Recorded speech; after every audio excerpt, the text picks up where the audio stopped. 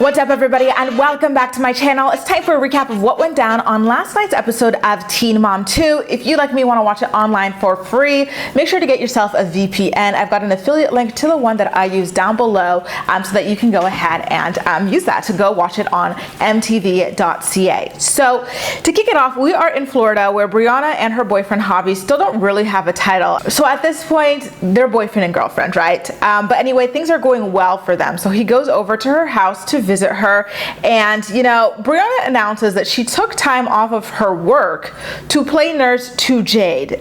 I don't know, I was like, really? After crying broke all last season, where did your sudden windfall come from that you could do all of this for somebody that you barely have ever hung out with? Meanwhile, in California, Bar is now enrolled in college, which is good. And he talks about how he didn't care about school growing up because he didn't even expect to live past the age of 18, which makes me so sad. It's really, really sad that this is really common or prevalent in certain areas of the United States. Meanwhile, in West Virginia, in Leah's scene, what I'm assuming is her townhouse, we saw an older lady of a particular age just doing the dishes for Leah, and her name was Kathy, and they tried to pass her off as Leah's friend, but I was like, this looks like another Nanny Natalie situation. They don't have any kind of chemistry as friends. They look like they barely interact outside of, hey, can you help my kids with this? Or hey, can you grab me that? Or hey, can you clean this or that? You know what I mean?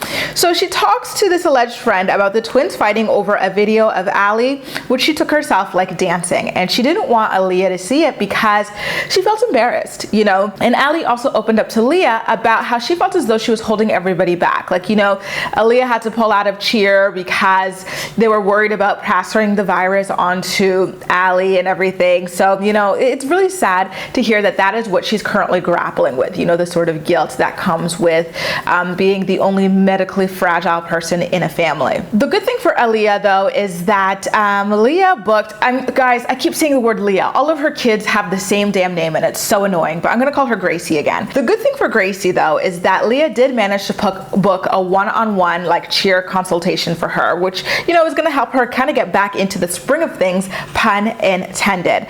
So over in Dover, we see Chris put Lux in the car seat. We don't actually see Chris, we only see Chris's hands. And I noticed that Kail had her hair specially curled for the occasion. I saw some blush in there, and I'm assuming a little bit of light lipstick as well, which is quite different from how she's usually presenting herself outside of doing something for her podcast or whatever. And guys, I have a question. Did anybody else notice Kail teaching Lux improper grammar? So I've always found it weird how she has him calling his brothers just brother. He'd be like, I want to play with brothers. I want to hold brother. Come on, brothers, let's go.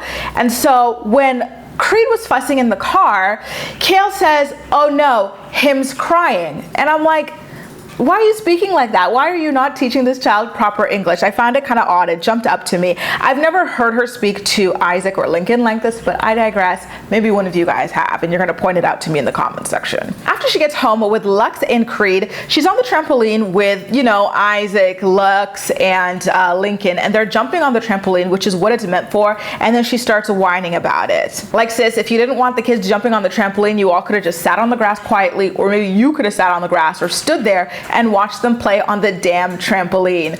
So back in Florida again, Jade is doing much better, so she gets up and goes to Jade's backyard to FaceTime Sean with a report of being bathed and shaved by Briana and Shirley. Briana's a really good friend, I swear, because this is a lot for anybody to take on, being someone's caretaker, And for Shirley's an amazing friend to Briana. For her to take this on for one of Briana's people, not even her own friend, you know what I mean? So anyway, Jade complains about her parents not helping her in Miami and accuses them of being on drugs at the time. She says that they were acting very erratically, but when are they not, And then she also talks about how she blocked their number, and then she requested for Sean to do the same thing because for now she wants to cut them off. It's very sad, having to cut your parents off. It's not easy, and I don't blame her after the way that they treated her while she was recovering from her surgery in Miami. So back in California, guys, Ashley is just planning a birthday dinner for Bar, and then I just like, why did they put them on the show? You know what I mean? I thought that like everyone had expressed that Chelsea was too boring for this show. So why would they put another well-adjusted couple onto the show? This is not what we were looking for. I'm with you guys. The Beavers absolutely should have had this spot. I'm so bored of everyone just planning parties, I don't know, talking to their doctor, getting surgery. Like, give me something interesting, okay? So back in West Virginia again, speaking of talking to doctors, Leah and Allie FaceTime with Dr. Sao, who announces in front of Allie that she can live into her 70s. And I was like, okay, it's great news, but at the same time, this is like an 11 or a 10-year-old or whatever that you're talking about mortality to. It's a bit heavy of a topic for her. You know what I mean? So we're over in Florida again, switching right back over to Jade, where it turns out that she actually almost immediately, just on the spur of the moment, decides to take a same day flight back to Indiana to her family. And you know, we see her in one of those infamous airport wheelchairs that's now going viral on the internet, especially where she's at in the Florida area, because everyone is going down there to get their BBLs. I thought it was really strange that after everything that Briana and Shirley did for her, wipe her booty, bathe her, shave her, house her for free and everything, drive her all the way up there, take all the, you know, take the flight back there and everything, she just left.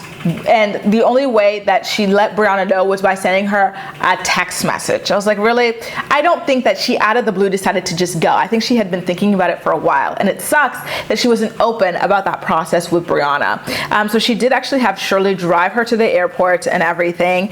And yeah, I don't know. I was quite disappointed in her exit at that point. And so Briana, she didn't take it as harshly as I did, but she talks to Shirley about the situation, and she's like, you know, at one point Jade pulled me aside and said that I was really lucky to have such a caring mom, and that, like, you know, I shouldn't take it for granted because not everybody has that. And it's so sad. Like, why do people have kids if they're not gonna, like, you know, do the best for them, right? Over in Dover again, Kail kind of sets Joe up to look like a crappy parent. Listen, she's been talking about this for a while now, even on her podcast, which is that Isaac doesn't really have hobbies thanks to COVID, because he used to be into some kind of indoor sport or two, but of course you're not able to do that right now, and so he's kind of bored, and they don't want him to just be on a phone or on a computer or playing video games all day. They want him to do something stimulating. Meanwhile, Lincoln is super into football, so, like, you know, he's part of all these clubs, and like he's really, you know, playing with his dad, who loves it as well. And so, you know, she's asking Isaac if he's excited to go to his dad's house, and Isaac's not really, because he doesn't have much to do, and he can't play video games for more than like an hour. I kind of felt like that scene was a little bit unnecessary, you know, just the way that it was presented, you know what I mean? And so Kail goes, you know, I don't want to make Joe look like a bad parent, because I hate when he does that to me. And it's like what part of this child not having a hobby makes either of you, like, you know, a bad parent? It was just weird. The scene was very, very odd to me. So anyway, she like drives the kids home to like their different dads, and Isaac whines about going to Joe's house, and she's like, I'm sorry, but, like, you know, try to keep yourself busy. And at this point I'm wondering, why is he sad to go to his dad's house? Like, what is he doing at Kail's house that he can't bring over to his dad's that he enjoys so much? Is it the brothers or something like that? Because he does have, what does he have at her house? He's got Lincoln, and he's got Creed, and he's got Lux. Is that what it is? I mean, at Joe's house, he's got he's got his sister Vivi, and of course he's got Joe. He's got like a yard and everything. I think they've got a pool over there.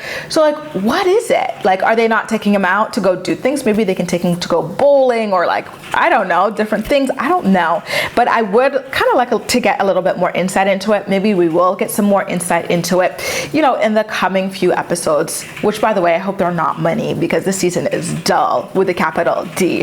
Back in West Virginia again, Leah drives Gracie to her cheer practice, and, you know, she opens up to her about, you know, what Allie was feeling about, like, kind of, for lack of a better term, holding everybody back, you know, with her illness and everything. And Gracie just talks about how she's scared to cheer again, because it's been a while, at least 6 months since she's practiced. And then now we're in Indiana for Jade scenes, and she's still not talking to her parents, but her friend Chow comes over to see her surgery results. I don't know how long it takes to recover from a BBL, but you know, she's talking about how there's less swelling and stiffness and everything like that. So she's coming along fine.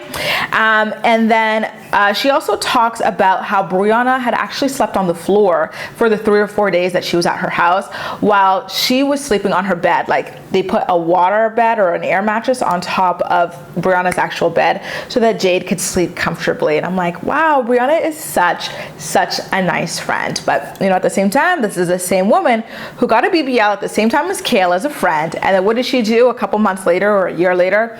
She up and decides to start secretly dating her ex-husband. So next, we're in California again. Ashley is really sweet. She's always been so nice in all of these episodes. So like the way that she set up their backyard for a romantic birthday dinner for Bar was adorable. Like, she cooked his favorite dish and everything, which was like biryani or something like that. It was Indian food. And then he like gets this gift, and it's like something telling him that they're going to London and Paris. And I think they filmed this last year in 2020. She's like, we'll do it next year, next February, when the virus is over. And here I am looking, we're like a day away from July and we're still in the middle of this. You know, I still can't, I haven't gone to London. I've got a friend in London and I'm here in Paris because of this virus. Like, it's not happening for quite a bit. So I guess they probably got to kind of like push back their tickets or get a refund or something. I do not know. So back in Florida, Orlando, we'll say, Briana's sister Brittany decides that she wants to go back to Dr. Miami to fix her, and I quote, these are her words, lopsided booty. And she just wants it to be reduced at this point because it's too big for her body. And I guess it seems to be the trend with the BBL girlies ever since Kim Kardashian started trying to, you know, tone hers down as well. Briana also wants to see the doctor about loose skin or something like that, or maybe something else.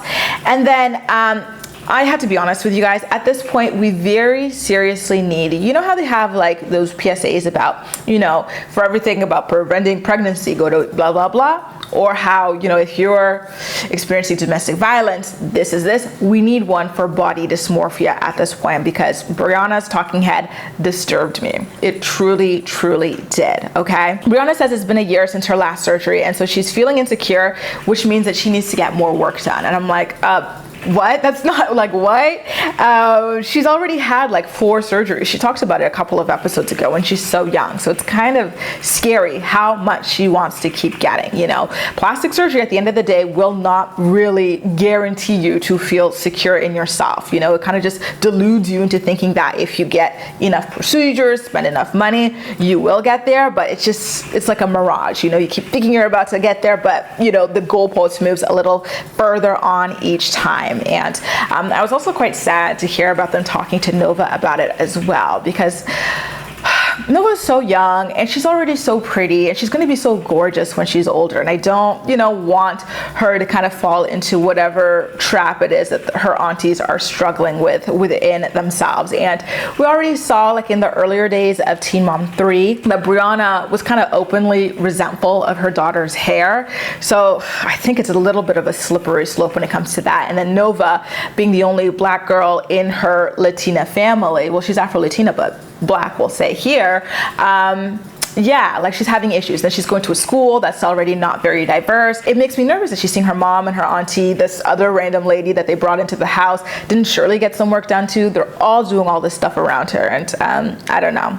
It's kind of scary when you really think about it. The kind of scary thing to me was that it felt like MTV was allowing her to literally promote surgery. You know, she was like, well, if you're insecure and feel like going to the gym isn't going to help you, then your next best thing is plastic surgery. No, it's not. What about like eating healthy or something like that? Like, why would that not factor into your decision? What about talking to a professional about the, you know, emotions that you're going through? Like, I'm sorry, but these girls, they eat like slobs. Like I pointed out in like every scene, they've got these giant sugary drinks, whether it's like Starbucks drinks, Chick-fil-A, they're always eating McDonald's, they're just always eating like garbage. And I'm sorry, but just looking at Briana, like you can tell that she doesn't really go to the gym. She would have a lot more definition in her arms and her legs if that were the case, because I get it. Like some people, they go to the gym and they work out hard, but they can't change their shape or whatever, or maybe they lose their breasts because they're working out so hard. I think that was the case with Mackenzie McKee and maybe Farrah as well. And then they get plastic surgery. Like, I get it. I'm pro plastic surgery, obviously, but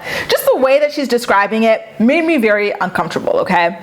So anyway, in the last scene of the episode, of course, Leah's daughter going back to cheer had to become like another Mr. Rogers or PBS special for Leah. We get Leah sitting in the trunk of her truck, reading some random file of that, you know, quote unquote, reading some random file. And Leah comes over, and it's like, you know, kind of like the setup for like those those shows that you watch when you're a kid, where someone's just doing something and they're like, oh, hey, didn't see you there. Let's talk about coronavirus and pandemics and hand sanitizer and masks. Like, it was just her just kind of lecturing her daughter again. Listen, your daughter went to cheer. Let her tell you about how exciting it was. You don't have to lecture us about like pandemics and this, that, and the other always. Like, you can turn off the persona every once in a while, Leah.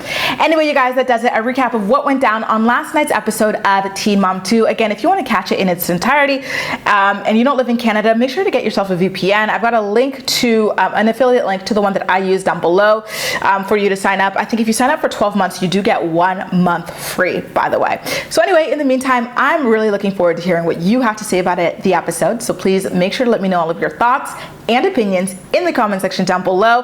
And as usual, we'll chat. That's all for now. Thank you so much for watching, and I'll see you next time.